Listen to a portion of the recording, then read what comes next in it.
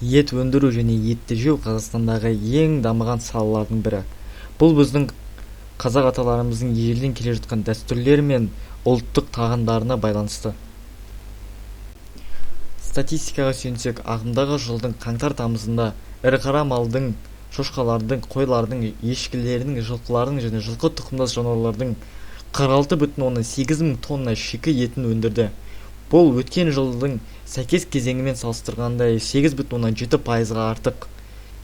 Ет жеушілердің және ет өндірудің саны өсуіне қазақтардың жыл сайын санының көбеюі себеп болып табылады. Назарларыңызға Қазақстандағы ең ірі ет өндіру саласындағы компаниялар мен олардың жыл сайынғы тоннадағы ет өндіру сан көрсеткіштері берілген. Оған қоса олардың картадағы орналасқан зауыттары. Қазақстанда ет өнеркәсібі белгілі бір климаттық және географиялық ерекшеліктерге ие бірнеше аудандарда жақсы. Осындай аудандардың бірі оңтүстік Қазақстан болып табылады. Ол өзінің кең далалық аудандарымен жемшөп дақылдарын өсіру мен мал шаруашылығына қолайлы жағдайымен танымал. Бұл аймақтың климаты қоңыржай континенталды, күн шуақты күндер мен жауын-шашын аз. Бұл мал шаруашылығына қолайлы жағдай жасайды. Ет өнеркәсібі үшін тағы бір маңызды аудан солтүстік Қазақстан облысы болып табылады. Бұл аймақ суық және қатал климатпен сипатталады. Бұл ет құрамында ақуызды жоғары етті малды өсіруге ерекше жағдай жасайды. Сондай-ақ қыста температурасы төмен және көктем мен жазда жауын-шашын жеткілікті болатын климатына байланысты мал шаруашылығына қолайлы Ақмола облысын бөліп көрсетуге болады. Бұл аймақ сонымен қатар жайылымдарының жоғары сапасымен және ет өнеркәсібі үшін дамыған инфрақұрылыммен танымал.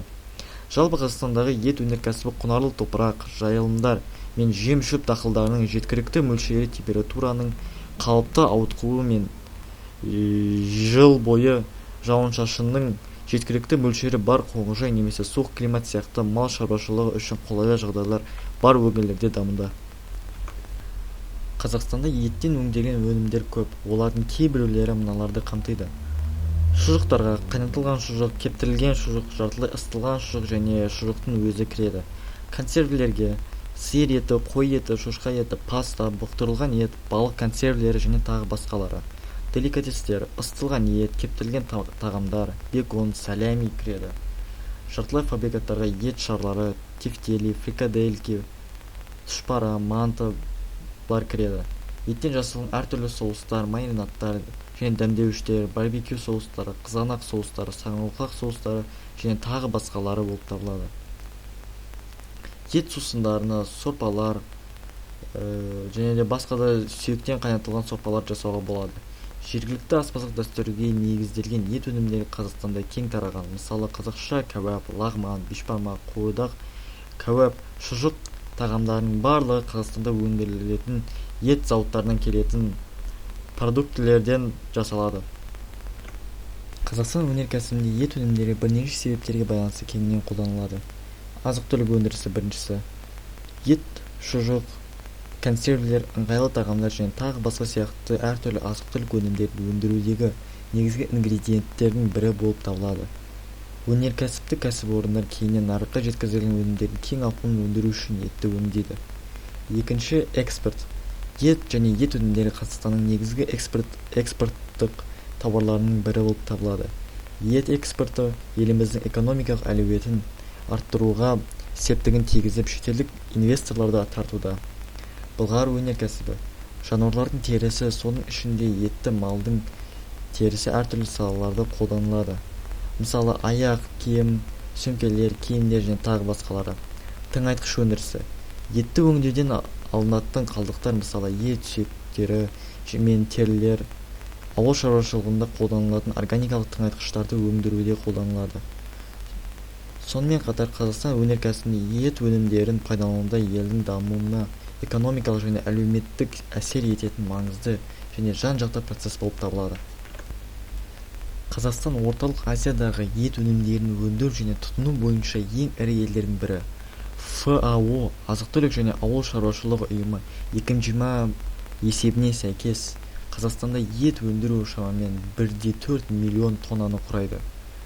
Дүниежүзілік деңгейдегі ет өндіру рейтингіндегі Қазақстанның бұл орны соншалықты жоғары емес, дегенмен Қазақстанның халқының санын ескерсек, бұл Қазақстанның жан басына шаққандағы ет өнімдерінің айтарлықтай көп екенін білдіреді. Қазақстанда ет ұлттық тағамдарына кеңінен қолданылады. Оның ішінде бешбармақ, қуырдақ, кәуап, лағман және тағы басқалар кіреді. 2021 жылға арналған дүниежүзілік халық шолуының мәліметтері бойынша Қазақстан жан басына шаққанда ет тұтыну бойынша әлемде 16-шы орында. Жылына бір адамға шамамен 60 килограмм ет тиеді. Көрсетілген график Қазақстанның әртүрлі облыстарындағы ет тұтыну және еттің әртүрлілігі жайлы статистиканы көрсетеді.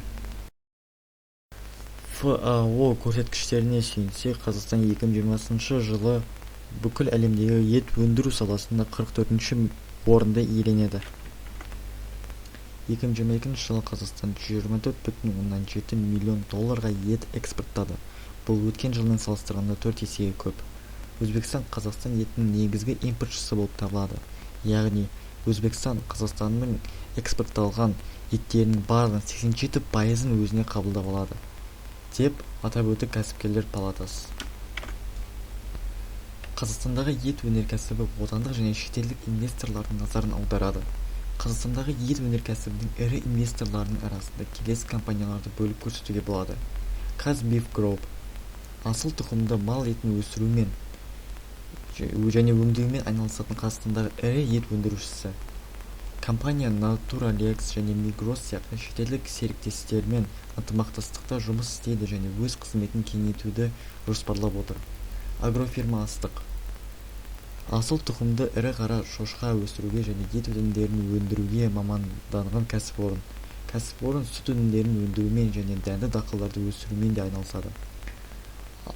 Алтын арба қой шаруашылығымен және қой жүні, тері және ет өнімдерін өндірумен айналысатын кәсіпорын. Компания өз қызметін белсенді түрде кеңейтуде және жақын арада өндіріс көлемін арттыруды жоспарлап отыр.